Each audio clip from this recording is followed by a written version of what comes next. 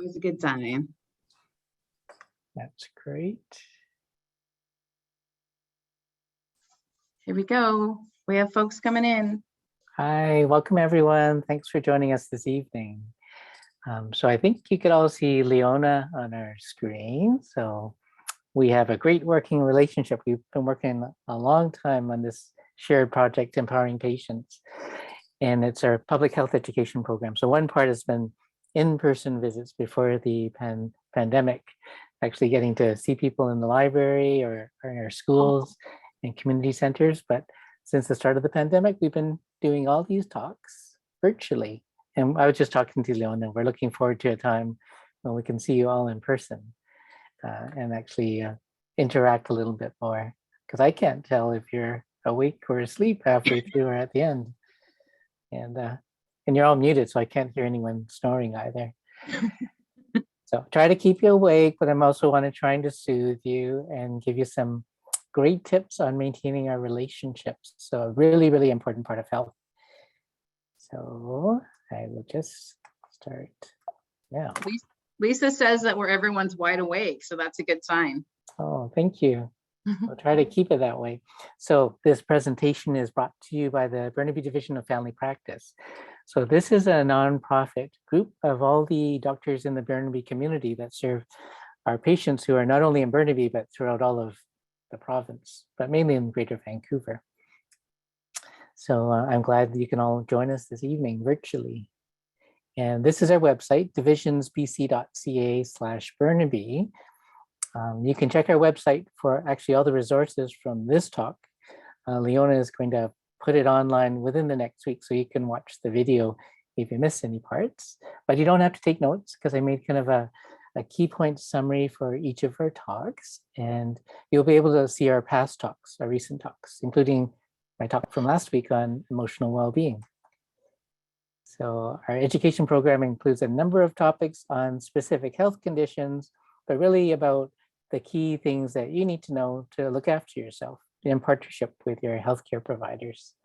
So today is healthy relationships, but next month in January is the big talk. So to help us achieve our New Year's resolutions, keys to positive change. So really practical tips that I use and that I've shared with my patients to help them transform any bad habits they'd like to change to new healthy habits, both in terms of their relationships or their lifestyle, or just general things to improve their health. So you can see our topics up, and you can also see this online on our division's website. So click on Empowering Patients.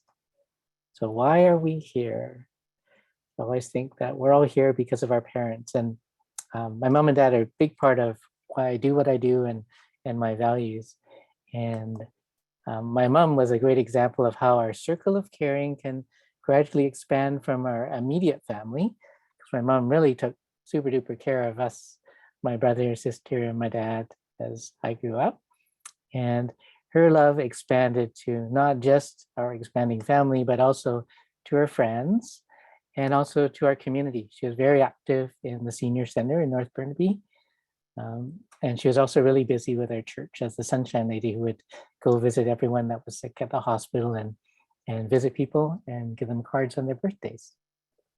So she showed us that our love is and our relationships are expansive, and that we don't just have to share our love and our care with the people that are best friends or family, but it actually expands to the whole community. So that's why I do what I do. And though my mom passed away, and it's another Christmas without my mom this year, she passed away in 2003, before her 73rd birthday. She taught me that the love we have is actually our legacy from our parents and the people that looked after us. So just like in the water cycle that you can see here, the water that's in our bodies obviously is going to leave in the next couple hours if you had a drink. That's why we keep these talks to an hour and a half, because most of us need to get a washroom break somewhere in between.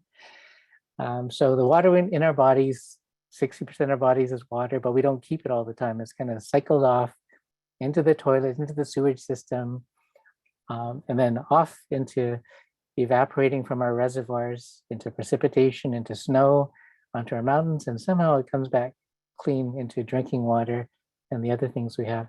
And I think love is the same thing.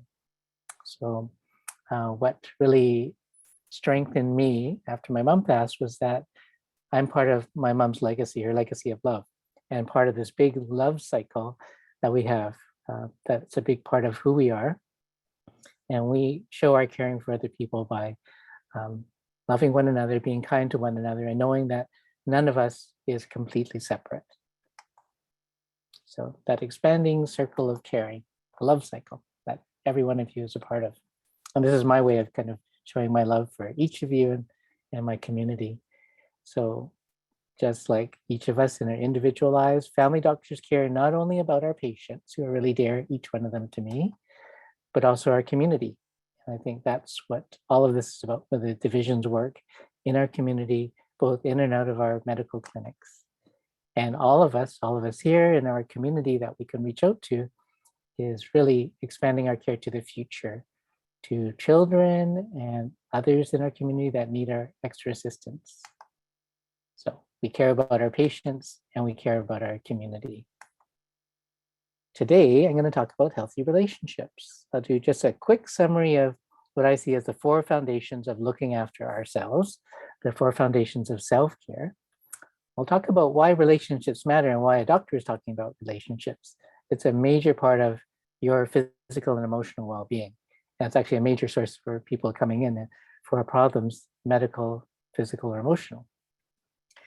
And it can be a source of conflict. And I'll talk about how to think about conflict in a different way and some tips on resolving or working with conflict. And the qualities of healthy relationships and the keys to nurturing your relationships. So some of it applies to like your immediate romantic relationship, but it applies to how you care about your family, your children, parents, and also to friends and people you work with and your neighbors. So back to the foundations of self-care. We often think of healthcare as what medical professionals do, but really who provides most of your healthcare? It's actually you. Real healthcare is self-care. And the best predictor of your future health, of those things under our control, are the habits that we practice today. So that's a big foundation of what we talk about in our Empowering Patients talks. And I like to see the 4 foundations of self-care as being what you eat, what you do, how you feel, and how you relate. So what you eat, what you put into your body, good and bad things really have a huge influence on your health, as is your physical activity. I always throw in a few family pictures here, just like anyone giving a slideshow.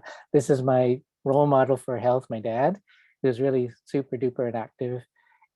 He's 91 now, and he just retired about 10 years ago. He said, keep on doing what you love to do, as long as you're having fun. And he was still having fun all the way up to 10 years ago. And he remains really active mentally and physically. How you feel, emotional well-being, and this is a little girl that puts lots of sunshine in her lives. This is my daughter when she was little, and she still brings a lot of sunshine to our home. And how you connect, our topic for today, healthy relationships. And of course, during the pandemic, we do it slightly differently with hand sanitizer. So why do relationships matter? We really need that social support. And I think we've really seen that during the pandemic, from friends and family, from our neighbors. They're really key to our emotional well-being. And I think this is a big thing that we have learned during the pandemic. We learned how to wear face masks, that medical masks are better than the cloth masks. We don't always need N95 masks, but I hope no one out there is using the N95 mask with a valve. So that sends a message to people that I worry about my own health, but I don't realize that I'm blowing out my virus and germs to other people. So a lot of people don't realize that the masks that have little valves on it are not medical masks. Doctors have never worn those in the hospital. Our masks are intended to protect not ourselves, but other people. So the valves actually allow you to expel whatever viruses and droplets and aerosols from your own lungs to other people around you. So the masks that we wear in public places, especially indoors, should be protecting the people around us from our germs and protecting us to some extent from the germs from other people. So please do not wear a mask with a valve unless you're woodworking and you're not using it for preventing COVID-19 infections. Some of us have learned to shop online. I still haven't, but my wife is very good at that, as are my children. We've learned how to use Zoom, and we've learned to connect with our doctors through virtual visits, telephone or video, and email. But remember, reach out to your doctor if you have any medical concerns or problems.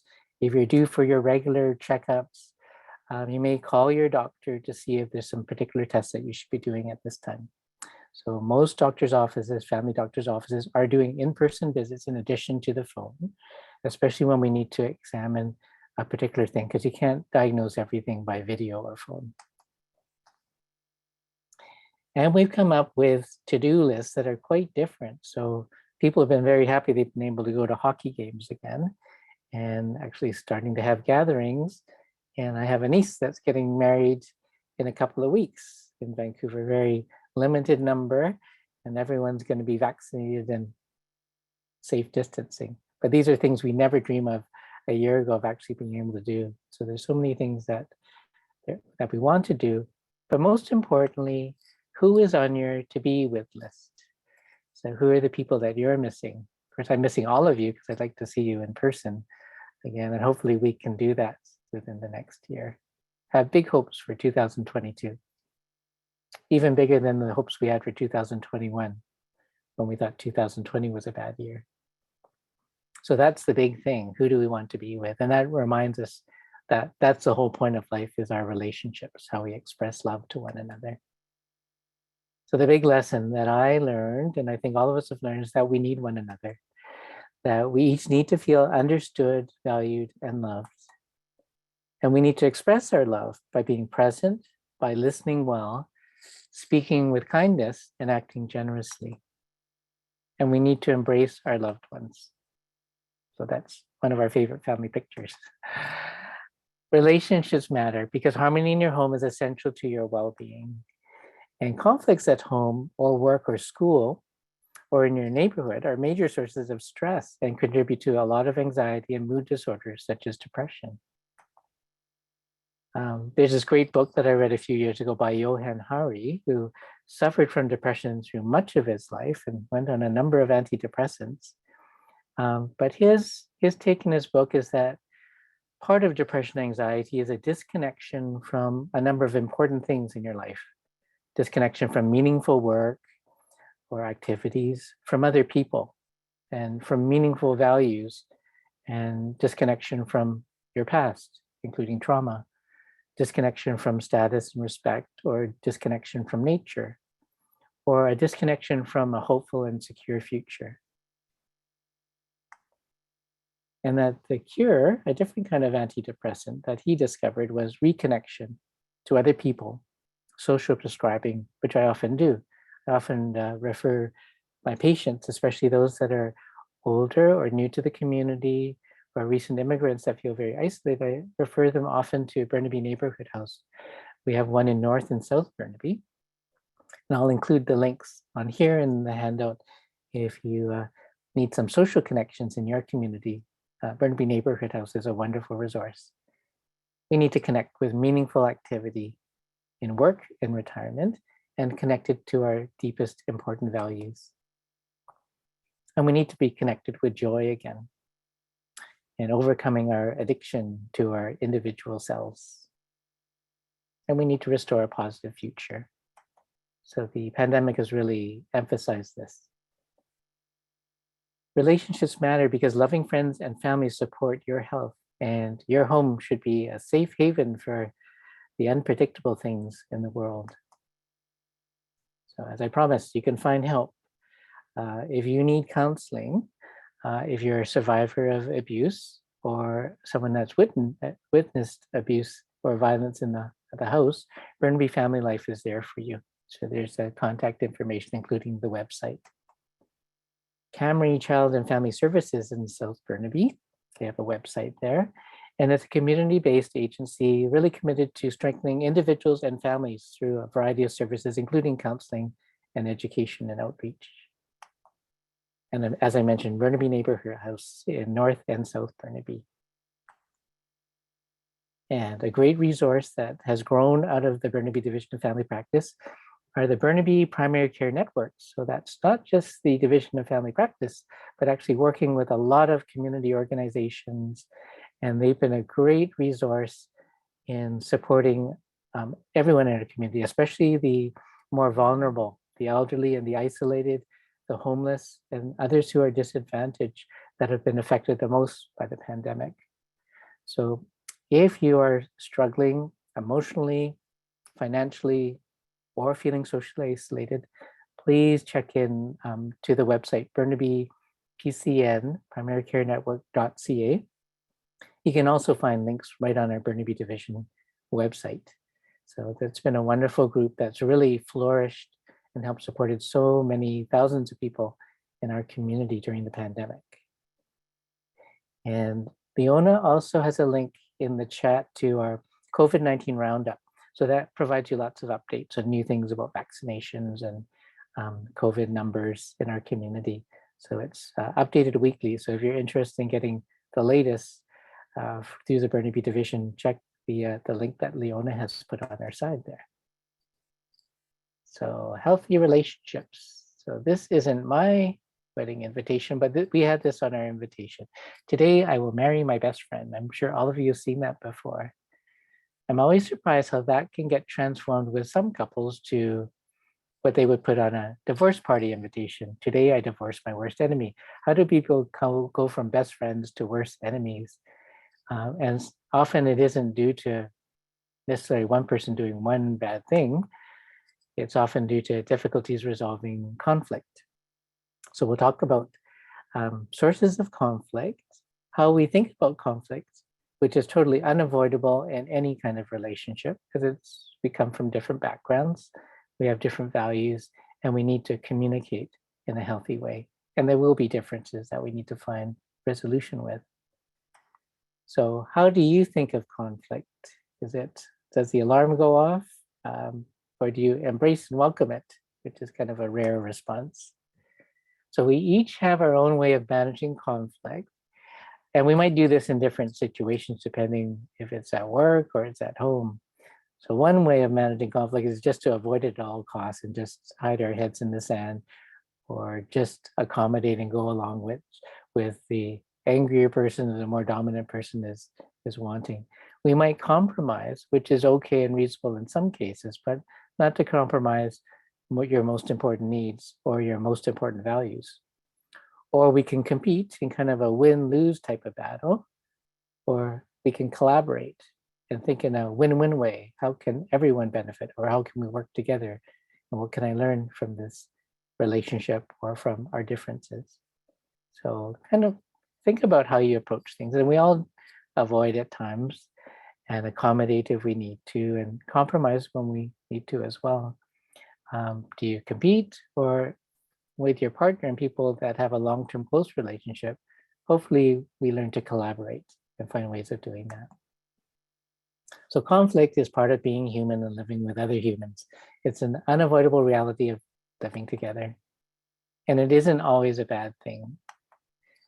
It's an opportunity to express your values, your needs, and your point of view, and to understand those of the other person. It's an opportunity, as I said, to have a win-win solution and to grow together. And I think if we survive and thrive through our differences and conflicts, it makes our relationship much stronger. So if we approach conflict with curiosity rather than judgment, the outcome and the approach is much different. So when we approach with judgment, we usually lead with our own point of view, which is obviously what we think is the right point of view, which it always is from what we see. And judgment is grounded in making assumptions about the other person, often really simplified ones. We kind of have caricatures of the people we know best, not realizing that they are growing and learning just like you and I are. And we tend to be more defensive, kind of defending our own sense of self and our own point of view as being right. So it's a competition of convincing the other person of who's right. But if we approach with curiosity, we begin with more open questions. So these are questions that invite someone else to explain how they're feeling and their point of view. And we listen in order to understand rather than to have another argument or a rebuttal to what the other person says. And we may learn something new about the other person and also the challenge that we're facing together. We have to recognize that we each create consciously and subconsciously this kind of story of how the life works, how our life works, how other people are, and how we relate. And every individual kind of creates the story, which is kind of an incomplete depiction of reality. And hopefully we're all kind of evolving and consciously changing our stories based on what we're learning about ourselves and other people. And to actually grow with other people, we have to seek to understand the other person's story, which is still a part of the truth the way that they see it. So, sources of conflict can include incompatibility, differences in religious beliefs, differences in culture, differences in language, maybe just our personality, if we're introverted versus extroverted, or our values and beliefs. So those can be pretty major sources of conflict. Now, some game changers could be really incompatible values, like what is right and wrong. And if your significant other is someone that really abuses people or is criminal and quite opposed to your approach of right and wrong, or is an abuser physically, emotionally, or sexually, those are red flags that you need to get out of that relationship. And some of the resources that we provided can give you some support in doing that. We can also have conflict because we see things in a distorted way. This is the way our brain works. It kind of simplifies the situation, and we fall into these thinking traps that we all do. Every one of us falls into these traps. But being aware of it is the first step in thinking alternative, more positive thoughts. So a couple might start seeing each other differently when they start living day to day. So some example of these cognitive distortions or thinking traps we all fall into is the delusion that we actually can read someone else's mind based on what they did. So we make a negative assumption just based on what we think the other's intentions are. For example, in the first year of marriage, I had this favorite shirt that was getting kind of worn out. My wife had commented that I should probably replace that shirt. And then one morning I couldn't find my favorite shirt. So of course, immediately I made the assumption that she doesn't respect what I want. She probably just threw it out, used it as a rag, or donated it someplace if anyone actually wanted an old worn out shirt. And then before I got angry or said anything about it, I thought about all the caring things that she does and realized she probably just wanted me to look better instead of wearing an old worn out shirt in public. So changing the way I was thinking and then checking it out with her prevented me from starting an argument. Excessive blaming. So when something goes wrong, especially if there's only a few people in the house, the first thing we do is blame someone else. So this is not from our home. This is actually from our office staff washroom just down the hall. So there were so many times I encountered an empty roll with no toilet paper in the washroom that I put up this sign that's still there. The golden rule of the toilet, please replace the empty roll, and violators will have their washroom privileges withdrawn. So actually this picture wasn't staged. I actually took a picture. This happens about once a week. So this was an actual picture of the empty toilet roll underneath the sign that says, please replace the empty toilet roll.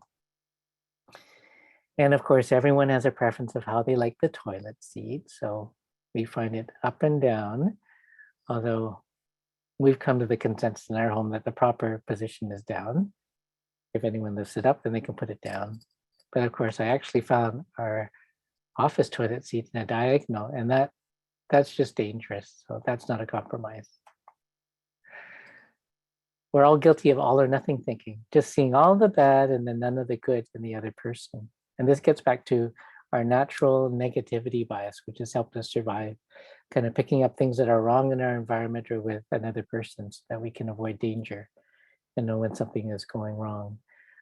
But because of that, we tend to see the wrong in what's wrong in our home, what's wrong with the other person, what's wrong at work, and then forget about all the good things about them. Whereas when we're madly in love with someone, we see all the good and then kind of downplay the bad. A third source of conflict is neglecting our relationship and the other person and losing that emotional intimacy. So too often the rest of our lives, other relationships or our work or school can kind of take over our lives. And then we spend less time with the people that matter most to us. And then it makes the other person think that you don't really care about them as much or that they're second best. And also feelings can change. So when people are in the first few years of a relationship in romantic love, it needs to mature to more enduring love when passion turns into compassion or love just fades away. So many people are kind of addicted to that thrill of romantic love, that obsessive thrill of being infatuated and falling in love, because it's lots of hormones. You only see the positive, you don't see so much the negative. That's why I have to check with my niece to make sure she's still not madly in love with her fiance, because infatuation or romantic love is a self-limiting condition. It's kind of like a psychosis, but fortunately it doesn't require any treatment because it always fades. And that's why I think two young people, if they're madly in love, shouldn't get married. They need a cooling off period so they can see each other a little bit more clearly. And the funny thing is that at the beginning of our relationships, the little quirky things that make someone seem so cute and endearing when we fall in love eventually start irritating each member of the couple as they get older, when the honeymoon is over. And think about that now, about the things that kind of irritate you about people you're living with or working with. And when you think about how much you care about them, how you might miss those things when they're gone. So anytime when everyone else in the family is away, the place is really neat. But then I think about how lonely it is without people around, and I kind of miss a little bit of noise or a little bit of clutter around the home. And I remember one patient, he was getting really infuriated because his wife kept leaving the light on, even when it didn't need to be left on the back porch. And then I asked him how he would feel in the future if his wife wasn't around anymore for some terrible reason, and how he might look at that back porch light that's not on and kind of wish that it was still on.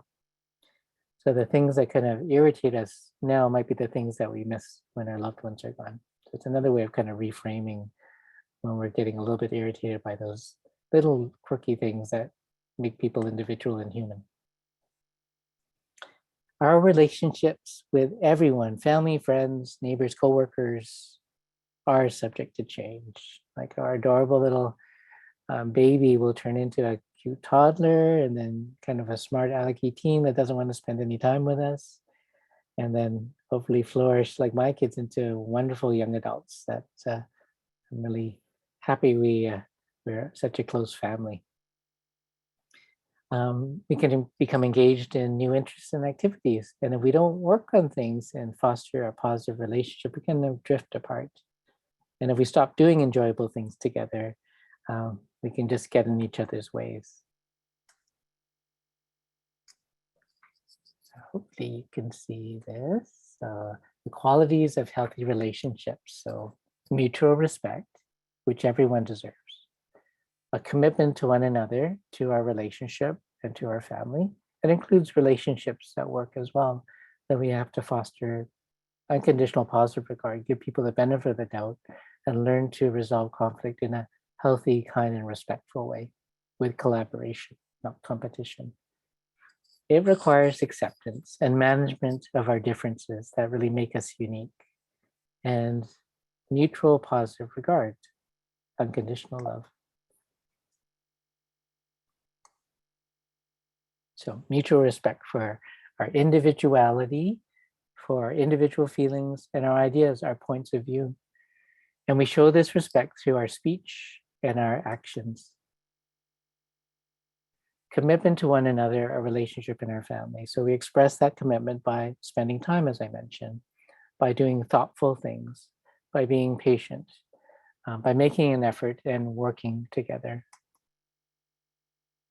And acceptance and management of our differences include knowing that we all have our preferences. Some of us are more introverted and are re-energized when we have a little bit of solitude. And some of us are extroverted, need to be around other people and active with other people to feel energized again.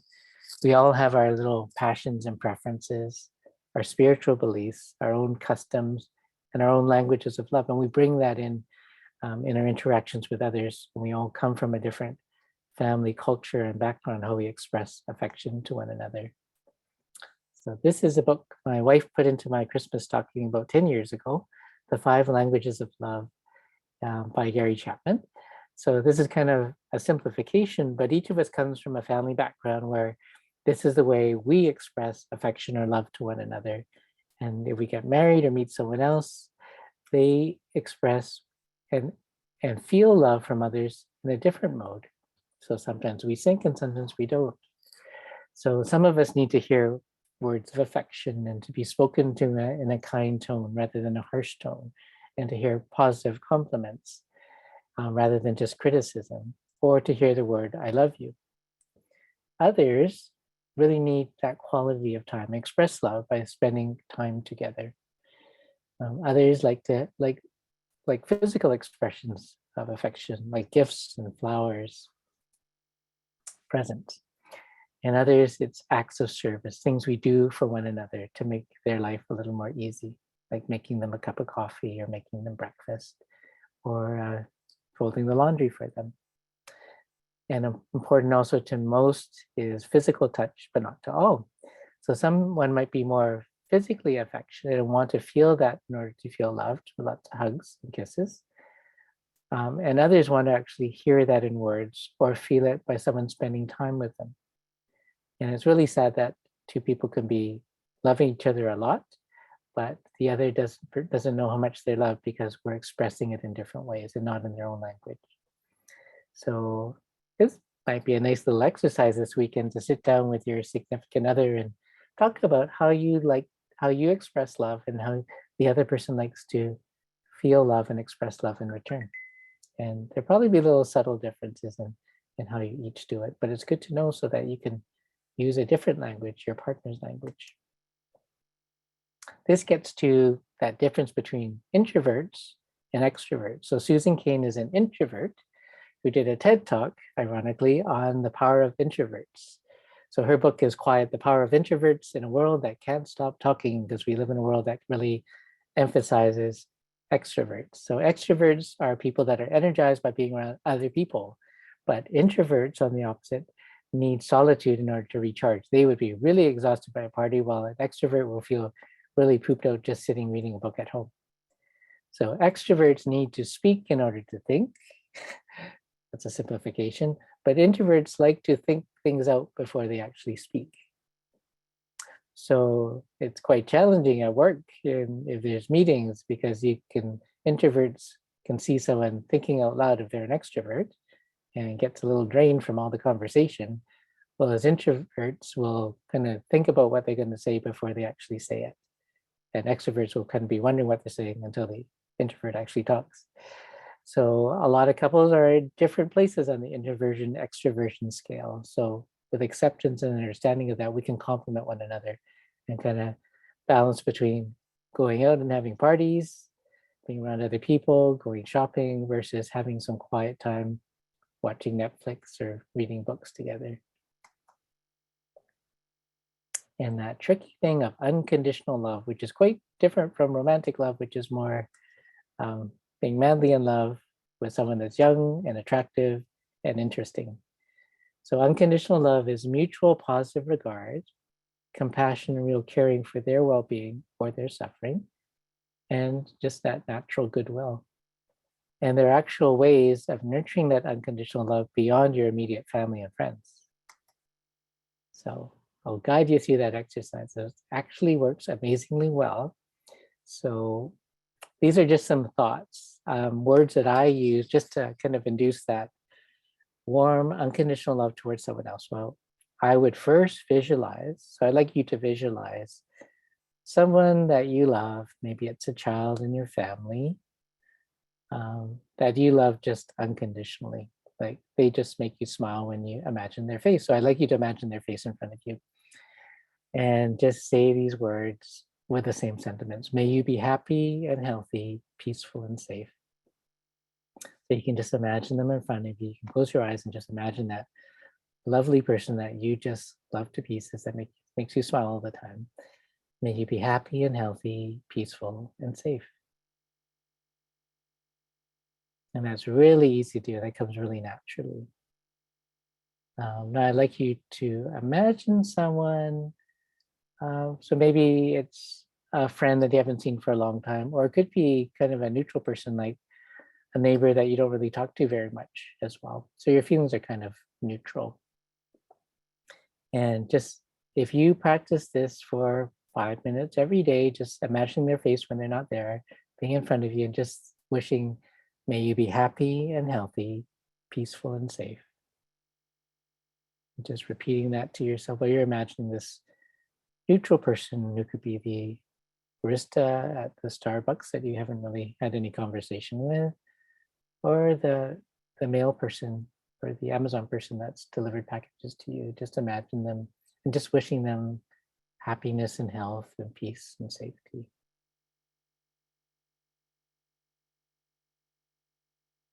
May you be happy and healthy, peaceful and safe.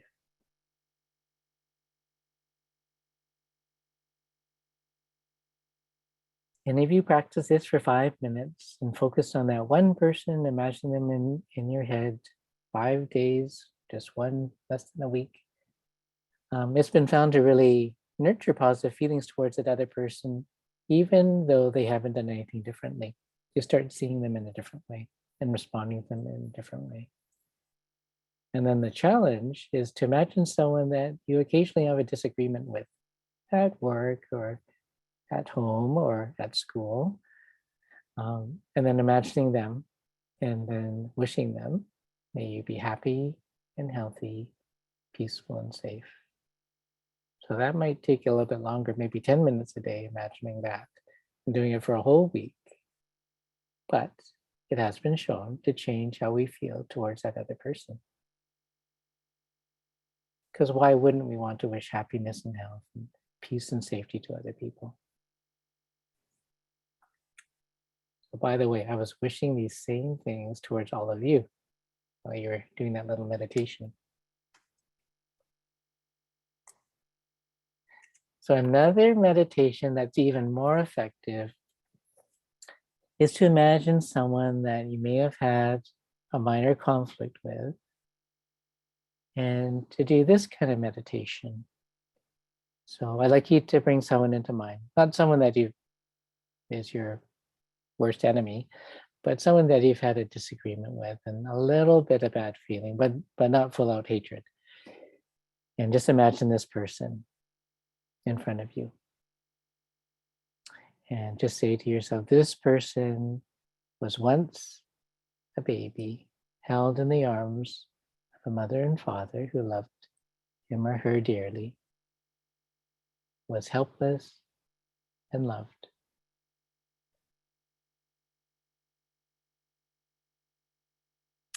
This person was once a little boy, a little girl growing up, facing challenges in school, having disappointments and injuries, joy as well as sadness, just like you.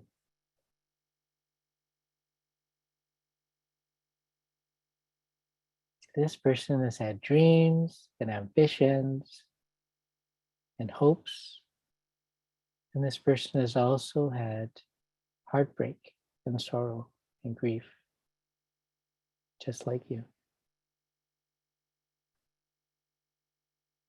And this person just wants to be happy and peaceful, just like you. So I find this second meditation, just like me, really effective. Just if I've had a disagreement with somebody or find that I'm kind of creating a false narrative or caricature of another person, I just remind myself that all this is true, that we all have our own hidden story, but we all have these same emotions, different ambitions, different disappointments, different losses. but we all share these experiences and we all want to be happy. And we all are a little bit misguided and ignorant in different ways and always learning. And we can learn by listening to another person's story.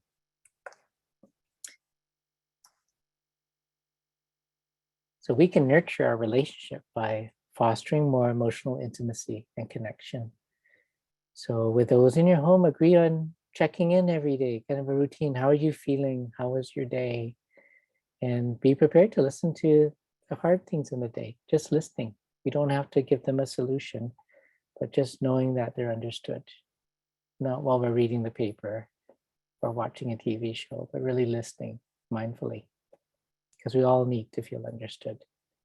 And know that home is the sanctuary where you will get unconditional care and compassion, someone to listen to you. And only problem solve if the other person wants you to help them problem solve. Show your affection and your appreciation. So I mentioned the negativity bias. So that's part of our neurological makeup, part of evolution. So we can sense danger and know what's wrong. So it's helped us survive, right? It's helped our ancestors survive, but it makes us really miserable with the people we live with our environment. We're never happy because we always see all these negative things. So our brain is like Velcro for negative things and Teflon for positive things. So someone gives you a compliment, that doesn't stick too well. Someone says one little criticism, you think about that all day. So some scientists have said that we really need to hear 5 positives for every negative thing that we see or hear. And just remember, when you're expressing the positive and affection to the people at home, they might speak a different language of love. But just being thankful and saying thank you to someone and telling them what you appreciate and what they did and who they are, saying it often kind of reinforces it and helps us see the positive things that we have that we are thankful for. So as I mentioned, brain is Velcro for the negative, Teflon for the positive. So you have to overdo it on the positive.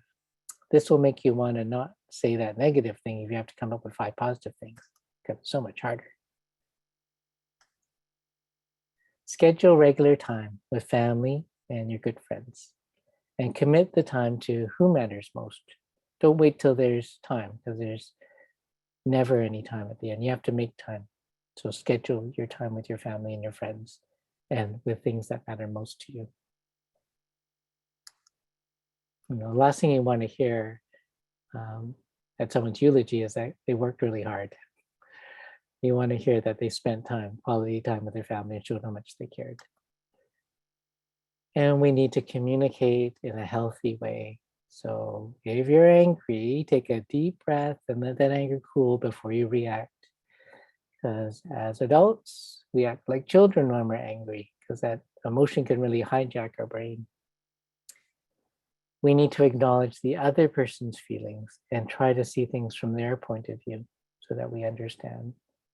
And we need to express how we feel without blaming someone. So rather than saying, you made me feel this way, instead you might say, I felt this way when this happened. So what is your listening style when you're interacting with other people? Are you not listening at all? Or are you listening in order to figure out what your counter argument or your response will be? Or ideally, are you listening to understand where the other person is coming from? What's their story? What are the feelings that they have that you need to acknowledge? So some of the traps we fall into is getting distracted, multitasking, looking at our phones when we're supposed to be talking, focusing on our food when we're eating together, watching TV at the same time. It doesn't make people feel heard if you're not paying attention.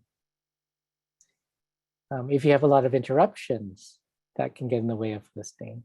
And if you're trying to solve problems in your head while you're talking, that gets in the way of genuinely listening to understand. Another trap is kind of downplaying the other person's experience, like discounting it, like saying they just told you that they felt terrible because they made this mistake or didn't do well in their exam. And it might be easy, you might try to reassure them by saying, oh, you don't have anything to worry about, but that can be kind of discounting how they're feeling. So first we need to acknowledge how they're feeling. And then if they want, you can help them feel better by helping them to see the positive. So, but you need to acknowledge what someone is saying first before you downplay or problem solve for them. It's better if we're listening to what someone's saying while they're saying it really mindfully rather than guessing what they're going to say next, or interrupting them, or finishing their sentences for them, or thinking they're telling the same old story again, or just talking about yourself rather than the other person. It's like saying, oh, that happened to me before. Oh, I had a car accident before. Oh, I've been injured like that before. So you're there to listen and to understand. And then, of course, we shouldn't be giving advice prematurely, trying to fix things unless we have permission or an invitation from the other person. We just need to listen to understand. And then when we respond, again, listen first, and then think, before I say something, is it true? And even if it's true, is it helpful? And most importantly, is it kind? That actually goes for anything you put on social media as well. And before you respond to a text or an email. Is it true? Is it helpful? Is it kind? Is it necessary?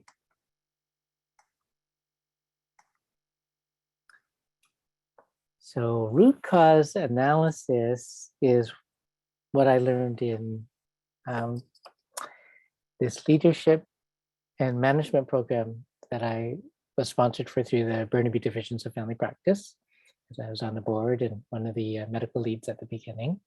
So we learned how to find the causes of problems. And we use this actually when there's medical errors or office inefficiencies, something went wrong, to get at the root cause of the problem or mistake that may have resulted in a mishap. For an example, if a patient was given the wrong medication or a person had a bad side effect, the proximate cause might have been they were given the wrong medication. But we go a couple levels below that and keep asking why that happened. So they had a bad effect because they're given the wrong medication. Why were they given the wrong medication? Because the nurse gave the wrong medication. Why did the nurse give the wrong medication? Because the order was indecipherable, because the doctor used abbreviations and messy handwriting that was easily confused. And why did the doctor do that? Well, it wasn't just because he was a messy handwriter, and it's not because there's a course that teaches us to write that way to confuse the pharmacist, because there actually isn't. But because there weren't some standards in our facility, in our hospital, or in the health authority for making sure that people don't use abbreviations that are not totally clear, and to people not to double check to make sure that we don't write anything that's ambiguous, put decimals in the wrong place or add zeros in the wrong place so that a dose or medication could be confused. So if you go back far enough, you can get to the root cause rather than what is the immediate cause, where you would blame an individual. It could be more of a systemic thing. So I thought this root cause analysis was so cool because I could apply it to every problem. So I started applying it to every problem and then asking, why did this happen? And what was the cause of that cause? And what was the cause? So if you do it like 1,000 times and keep going down, I found that the root cause of everything that's wrong in our world comes down to one thing. So you don't have to go through that exercise, but you could try it yourself. So poverty and crime, the pandemic, hunger, homelessness, the opioid crisis, loneliness, despair, anxiety, and depression all have one root cause. So all the problems in the world are caused by this false sense of self. So it's this illusion that you are a lonely, separate, single individual. Because if that were the case, then your life story would be pretty helpless and a hopeless struggle, running away from pain, running towards pleasure, constantly trying to get the next fix to feel happy, always competing with other people because it's only you and you need to get ahead of others. And it all ends with us losing it all because you eventually get sick and eventually die. So what's the point of that? But actually that's the narrative of a lot of people, maybe even the majority of people. So it's this mistaken sense of self that kind of creates the other. So the other person Could be the person you're living with, could be your coworker, could be your neighbor, or anyone that you see as a stranger, an enemy, or a competitor. So that false sense of individual self kind of creates this illusion and caricature of another person. So the solution is to recognize that the feelings and experiences of others are just like yours, just like me exercise. And with more empathy and less judgment, we can recognize our connection and interdependency. We cannot exist separately, and the pandemic has shown us this. When we start trying to just look after ourselves and buy all the toilet paper or all the milk and all the eggs, then someone is going to be without it, and we're going to have more than we need, and things get spoiled. Someone else will not have toilet paper on that roll just because they ran out of toilet paper. And we've learned that we've had to come together, and we've done that in new ways. That's in our community resources and primary care networks, that we're learning to help one another, and that makes us stronger as a community. And when we make one person stronger, they can help others and help us.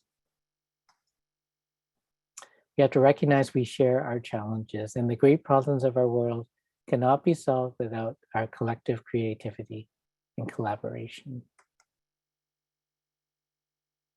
So the way to solution is to build bridges and to strengthen our connections, both personal and social. But it really requires the support of our institutions, but it begins with each one of you. It begins with all of us. So who are you? Are you that separate self? You are part of a greater whole, a member of a family, supported by a network of friends and family, neighbors and peers. You're a member of our community, a citizen of this nation, a part of humankind, and connected to all living beings, an inseparable part of nature and this planet, and you belong here. So let's achieve our positive potential and help others achieve theirs. So we've got plenty of time for questions. So I can ask Leona if she can, if there's any questions in the chat, please add them to the chat. And then Leona can read them out for me, and I'll do my best to address them. Sure. So we have our first question is from Lucy. It's with regards to how to handle being assertive. Some people don't like it when we assert ourselves. They take us like bad people or rude, but they like to push boundaries, and they don't accept a no for an answer. How to handle the situation with people that don't understand boundaries and always want a reaction. That's a very tricky one, because that's very particular to the other person. So you would really want that person to watch the video of this webinar so that they're kind of on the same page, that this is not a win-lose competition. But you do need to be assertive, especially when something really matters to you. And some people, everyone has a caricature of another person. So a lot of us get caricatured by other people. So they have a very narrow view of you just looking from the outside, and they have this very specific thing of how you should behave and respond. So that is a big challenge. If it's someone that you work with, or it's someone that's in your home, then you may want to get the assistance of a professional counselor, so kind of a mediator, so that you can resolve conflicts in a mutually assertive and collaborative way. So assertive could be thought of in different ways. It can be just stating how you feel and your point of view. It's really important to stand up for your values and your needs and your rights, and not to be pushed around. But it also is kind of balanced with that sense of collaboration. So getting on common ground, knowing the other person well enough so that you know what they value. And hopefully their worldview can be kind of expanded to see you as a person with your own needs and values. And that together we can express our mutual needs and kind of meet challenges together. So we all need to be on the same rule book, but there are ways of getting to know people, softening people, and getting them to listen as well. But if people are really stuck in that win-lose and not interested in changing, it's very difficult to change someone else's story. It's something that they must do on their own. we can kind of open the door, but they may not necessarily walk through. Right. I think this one might come into, this is from Lucy. How to move on when someone has done something hurtful and they still want to be friends but never apologize. How can we trust again? Should we give them a second chance? That depends on, the value of the relationship, because I've seen so many patients tell sad stories where they can't forgive a sibling or a parent for something that happened in the distant past. And unfortunately, some people die before they get a chance to say they're sorry and ask for forgiveness. And Thich Nhat Hanh, who is a Vietnamese monk and master of mindfulness, has written lots of books on forgiveness and anger. And anger and not forgiving really is more harmful to us than the other person. So there's this little story about these two monks that were on an oath of celibacy, but it meant not even talking or connecting to women at all. So they were going through the woods, came across a stream, and this young woman needed help in crossing the stream. So one monk lifted the young woman on his shoulders, carried her across the stream, and then let her down. And then the two monks continued on, and the other monk was kind of grumbling, sighing, obviously angry, kicking rocks around for 100 miles. And then when they got back to the monastery, the angry monk said, how dare you have picked up that young woman and carried her over the river? And then the monk who had done that said, I only carried her over the river, but you carried her over for the next 100 miles to the mountains. So that anger and that the other monk had carried for the whole time were harming him more than anything the other monk had done, and wasn't really affecting the other monk at all. So when we're angry at somebody, it actually harms us more than it harms the other person, unless we're taking out in really broad and retaliatory ways. So forgiveness lets us off the hook. People do things because they think they're right, or it was through some other form of not knowing or ignorance. And we all are ignorant in different ways and hurt other people. So there's actually a lot of mindfulness meditations on having compassion to forgive ourselves for the ignorant things and harmful things we have done to other people, but also to kind of let go of that anger and all the sadness that's attached to the past wrongs. So sometimes we won't get that I'm sorry, but we can still let go. And so that's not part of weighing down our heart. And if that person is really important to have, and you can find it in your heart to let go, you probably should talk about it if it's still bothering you, if it's getting in the way of how you see that person. But there are ways of doing that if you choose to do so, as long as that person is not continually abusive, physically, sexually, or emotionally, which is all terrible things to do. Right. Well, that's it. We've got a quiet bunch. I think you shared a lot of information. So as long, anybody else want to put their hand up or put a question in the chat? Or you can put your hand up just to show you're still awake.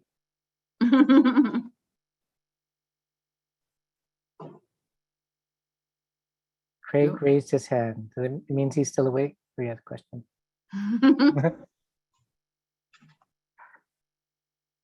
Question. Yes. Will this be uploaded onto the website? Yes, we're going to upload the video tomorrow morning on our website. So you'll be able to see the whole recording. Well, thanks, Leona, because you're on holidays. That's okay. Happy to do it. Oh, thank you. Well, I want to remind Leona that, and all of you, that she's the backbone of our Empowering Patients program. Can't do any of this without her organization. She makes it just so easy and smooth. And she is as pleasant in real life as she is on our webinar. She's like that all the time. Yeah, so fun to work with. I really appreciate that. It's actually, Craig had a question. Anything to look for in detecting holiday stress? I think people know when they're when they're having holiday stress. So how you frame things makes a difference, because we put on Christmas music pretty early because our medical office assistants needed a little bit more energy surviving another year of the pandemic. So they put the Christmas music on November 15th. And then one of the doctors got really grumpy and said it was way too early, because there's always people that get really irritated by Christmas music. So how we frame it makes a big difference. I find this month goes by so fast and it goes by faster for me every year as I get older, that to really enjoy it, I need to put up the Christmas tree really, really early, like a month early, and start listening to Christmas music early and watch my favorite Christmas movies like Elf and Santa Claus 2 and It's a Wonderful Life. I have to watch those repeatedly early on in December and then throughout the year, just to enjoy every little bit of Christmas. So sometimes reframing and seeing that as positive. And when you're seeing all the people going out and shopping, getting really materialistic, getting into this buying frenzy, you can get pretty cynical too, and it could get really stressful with all the lineups and traffic and things just not being available. But just think about that person that is in the lineup, that's slowing things down, or it's just this traffic. If you're frustrated with traffic, just remember, why am I complaining about traffic? I am traffic. I'm part of this whole traffic. So we're all kind of in the same boat.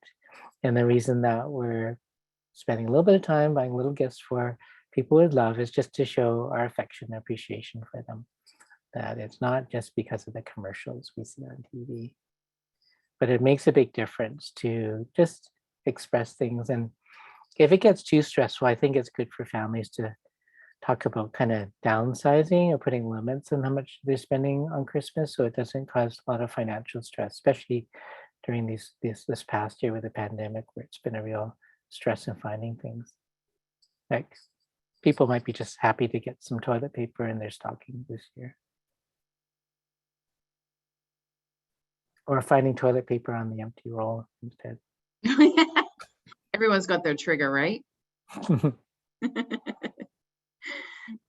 Excellent. Well, I don't see any other questions, so I think you've rocked it tonight, Dr. Wong. Thanks, Leona, and thanks to all of you for coming.